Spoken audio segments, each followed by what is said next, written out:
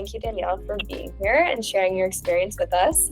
For just kind of to give us an introduction, are you able to just kind of state your name, state your background, so kind of just a bit of what you told me about your high school and where you go to school now, and where you're studying. So my name is Danielle Galan, and I am currently a second-year pre-med student at Abilene Christian University.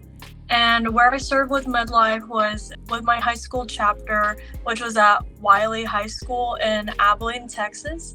And basically I served in my high school chapter all throughout my high school career, so all 4 years. And I was president my 4th year and just an active member for 3 years of that.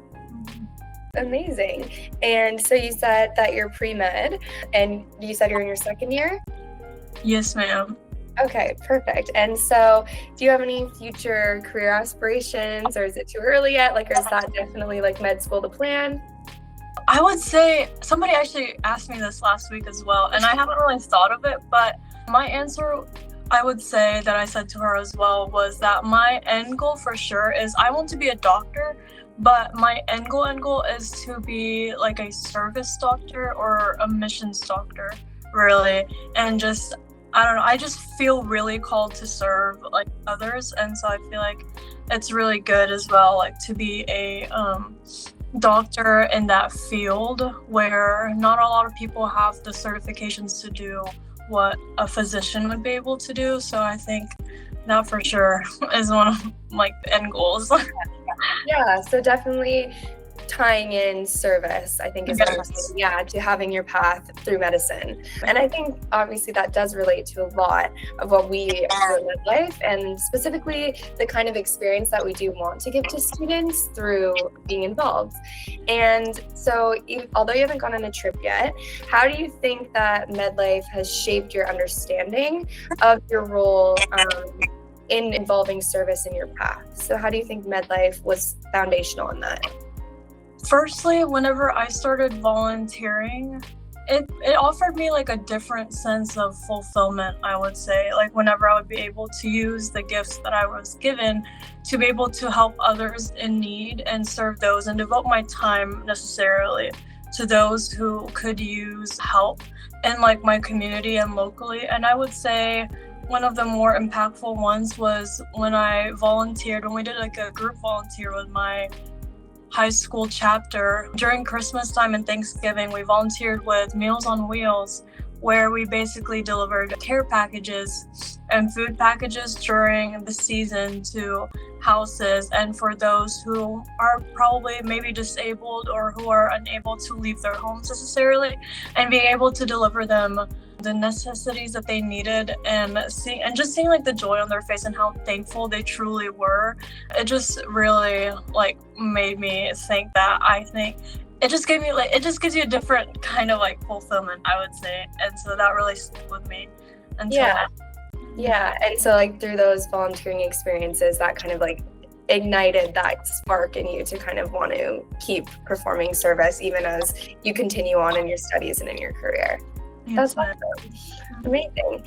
And did you find, when you were involved in MEDLIFE at the school, did you hold any board position? You said you were involved all 4 years. Yes, all 4 years. And for the first 3, I was just an active member, and the 4th year I was actually president. Yes, and I kind of learned a lot of things as president, and one of the main things I learned was really just cultivating leadership as well, and preparing the next set of e-board members, since all of my class, actually, when I was president, all of us were graduating seniors.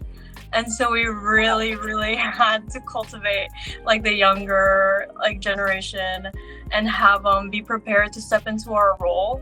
Mm-hmm. And one of the things was just making sure that we set a good example to them as well, and have them know what is expected of them.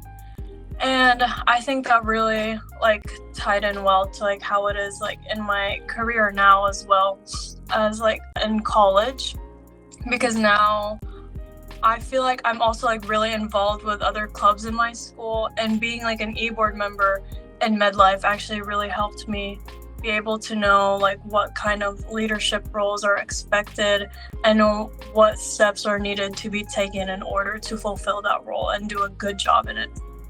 Yeah, definitely. And I think having experience too, where you're kind of in that position where you're all seniors and you really need to motivate and encourage, the rest of the org in order to, maintain that sustainability once you guys are gone.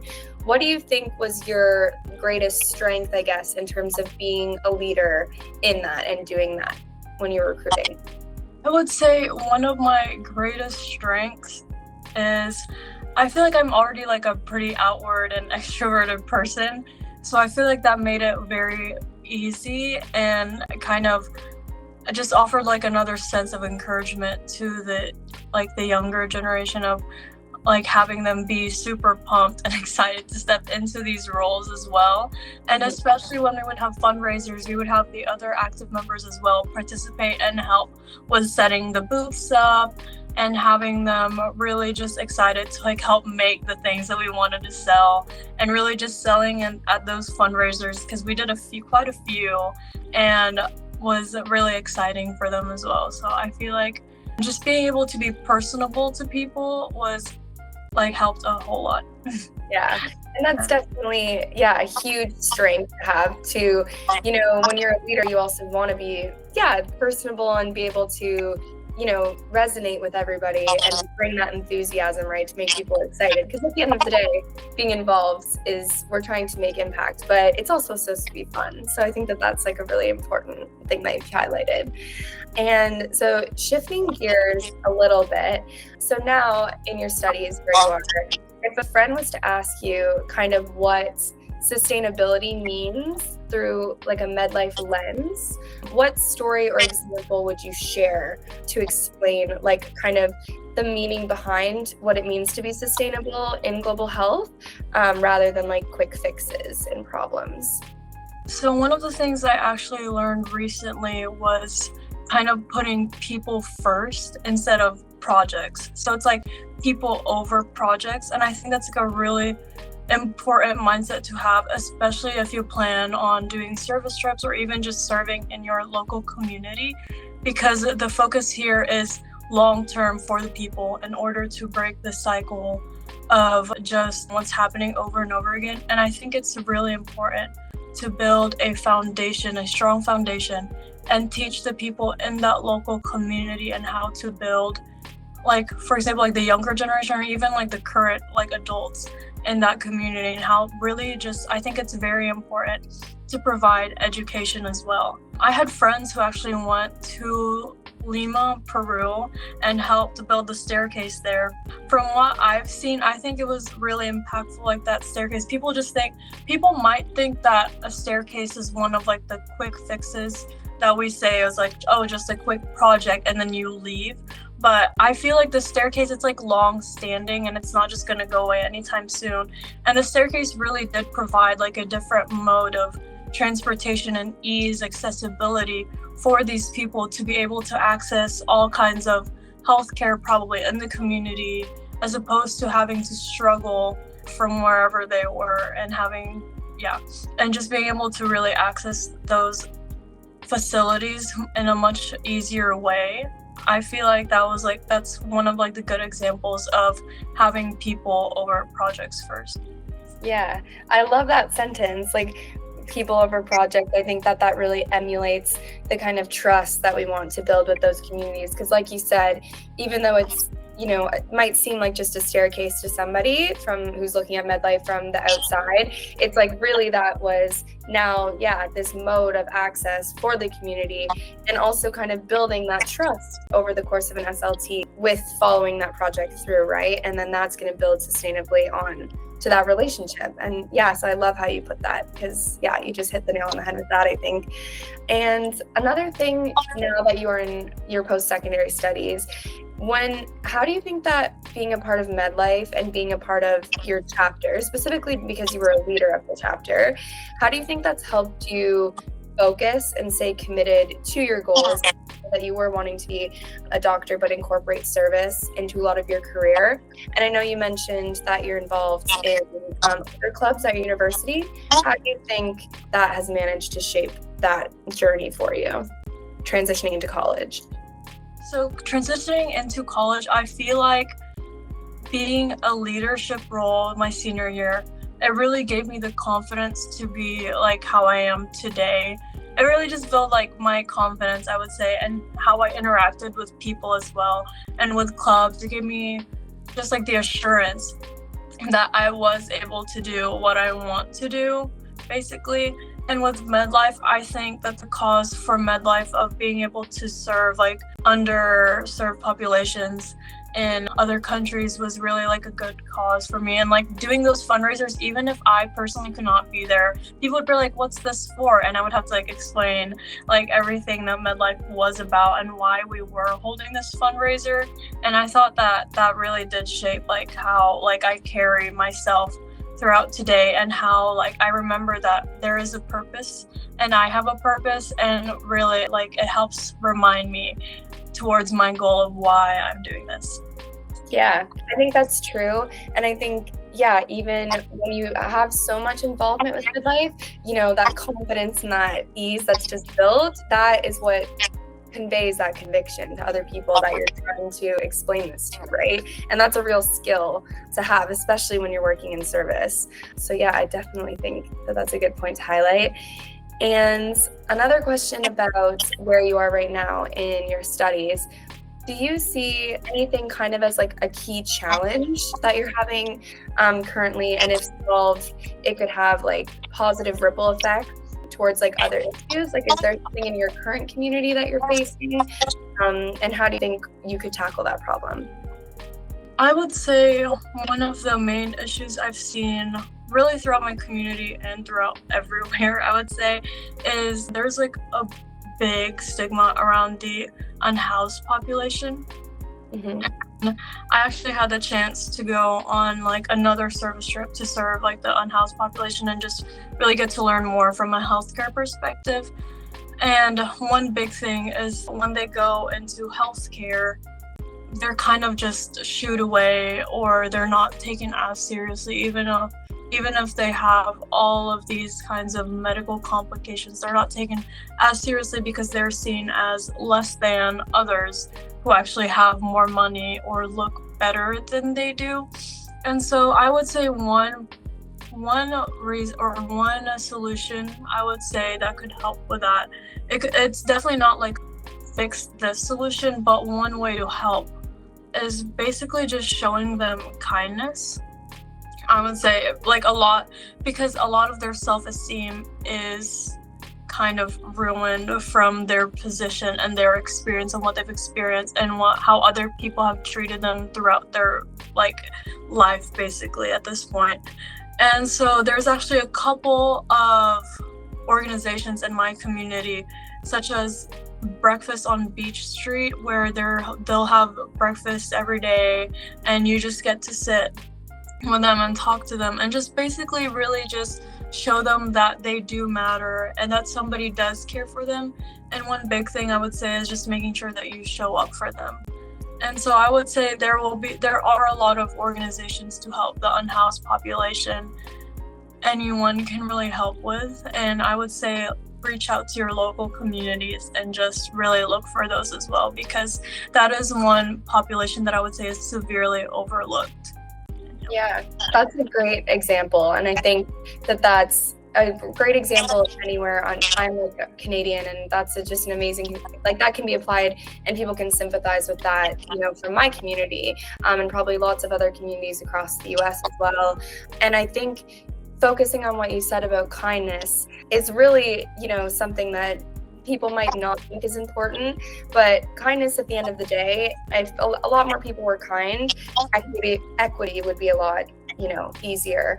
And that's something like doing those small things that don't seem like they're making a difference actually are, you know, the foundational components of, something. It's the difference between something being equitable and someone being seen as less than, you know. So I think that those initiatives are amazing that you guys are doing, and that's such an important example to highlight, and I think what a lot of people can relate to. So yeah, thank you for sharing that. So you also, I think in that answer, kind of emphasized the power that MedLife focuses on in the MedLife framework of listening, empowering, and addressing those root causes. And what changes and outcomes have you seen or have you observed from just listening to someone? So, or applying listening into a scenario. So I know that you said that about the unhoused population. Do you have any other examples of that you could highlight? So right now I work as a CNA in the nursing home, and I would say a lot of residents there, they feel as though, like, it's called a nursing home, but obviously they don't feel as though they're at home. And because somebody just barges in basically and just helps them do what they need to do. And a lot of people don't like that. And so I would say one of the main things that really helped them be comfortable with me is I would sit there for a second and I would let them talk and I would listen to them as well. And basically, if I need them to do something, I ask questions in order to give them still like their autonomy a little bit. And it could be as simple as asking them what they want to wear today. Like, I could go through their closet and be like, what do you want to wear today? And then have them pick like a shirt that they want to wear. Or when I'm feeding them, I could say, so this is what's on your plate. What do you want to eat first? Or if they're unable to respond, I'd be like, can I give you sausage? And if they say yes, then I'll give them sausage. So it's kind of really just, I feel like giving people the autonomy of where they are and their experience, because nobody knows their own experience better than that person. And we shouldn't assume that because we're there to help or we're there to serve, that we are necessarily like essentially like their savior. I feel like we should definitely view everybody as an equal and try to sympathize with those that we are there to help instead of having that savior complex. Really. Yeah, I think that, and even just going a little bit further, I'm sure that you can also see, even though as somebody who hasn't been on an SLT but has been so involved in MedLife, there's a direct comparison there with the same kind of thinking as you're talking about with patients in the nursing home versus, community members and leading, like, external organizations coming in and leading projects, right? Like, the community is who you need to be listening to and partnering with and not imposing solution on. So yeah, exactly. It's funny how these things can be so transient. Yeah, thank you so much for sharing that. And I have one last question. But before you were involved in MedLife at all, how do you think you would have described poverty? And after being involved with MedLife and learning about our mission and working with us for so many years, how would you explain it now? Because it often reflects a lack of essential services and not, kind of the standard stereotype of what people might think poverty is.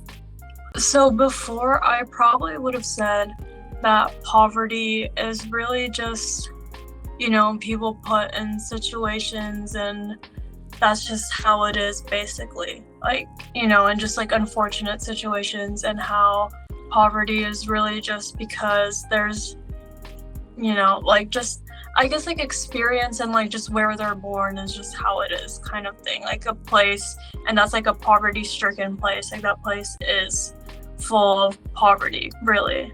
But now, after I've worked with MedLife, I've seen that poverty is really a result of systemic issues, and how basically like the community or the government even could have failed these people in really building them up and making sure that they have a sustainable and livable life, as opposed to having people really just fight for survival, really.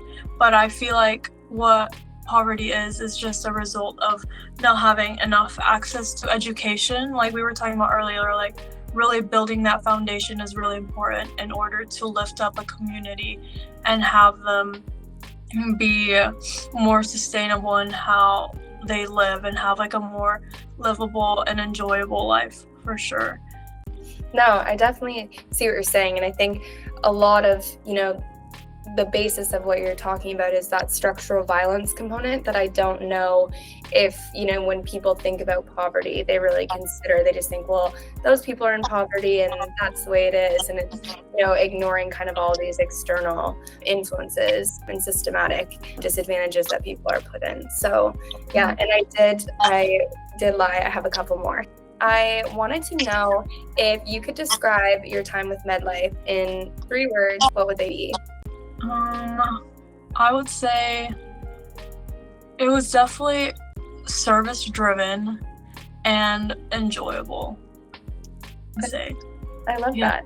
And basically, I would say obviously MEDLIFE, like we're there to serve our community, especially like in high school chapters. And I think that's a really, really important cause as well. Like having high school students like go out into the community and serve, I think is just really like a beautiful thing.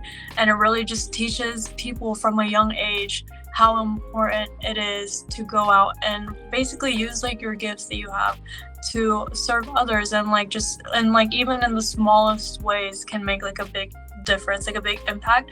And that service doesn't have to be like exhausting or anything. It can be enjoyable. I think genuinely when I look back to high school, like my friends and I would say we're like, oh, MEDLIFE, and we would have like a good time reflecting back on MEDLIFE when we were in high school, because it really was just like a sweet and precious time. Like it was a great time, like having those meetings and going out into the community and serving together as a group, really, and just seeing like how much change can be accomplished from like the beginning of a project to the end, and like what you can do in such little time.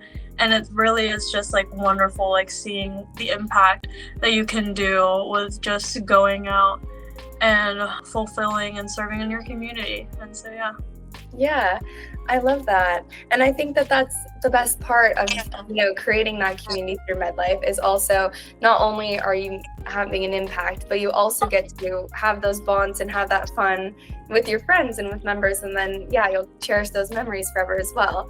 So and in terms of that, if you were to encourage new students who are thinking about joining or creating a MEDLIFE chapter, what would you say to them? Like, what it would be along the same lines, I'm assuming.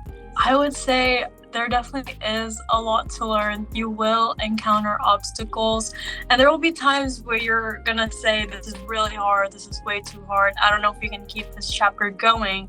But I would say for sure, just keep pushing, keep going, and you will succeed. Like you will succeed. If you try, you will succeed for sure.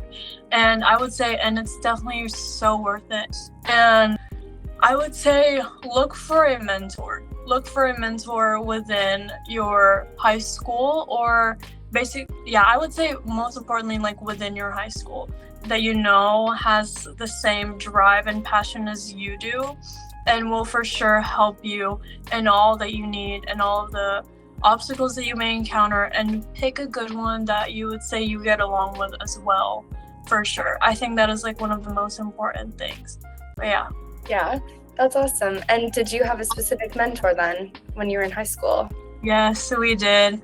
I would say we actually had two that I would say were really good for MEDLIFE as well. And so the first one, her name was Miss Lang, and unfortunately she had to leave when I was a sophomore in high school. But she was a really, really great mentor for MEDLIFE, and she was one of our chapter advisors actually for MEDLIFE, and she was really amazing. She's really kind, and she really just helped develop us. And whenever we would have questions or encounter some problems, like she would be there to help, for sure. And then kind of like my later years, we had Dr. Hood, and she was also the same way, super amazing, super kind-hearted. And they really just saw the importance. I would say both of them, like the common denominator is they saw the importance in what we were doing and didn't just see it as like, oh, like a silly little club of people going out into the community and serving. Like they really did see the importance and really try to cultivate us and motivate us and really give us the confidence to push us to where we needed to be. Amazing.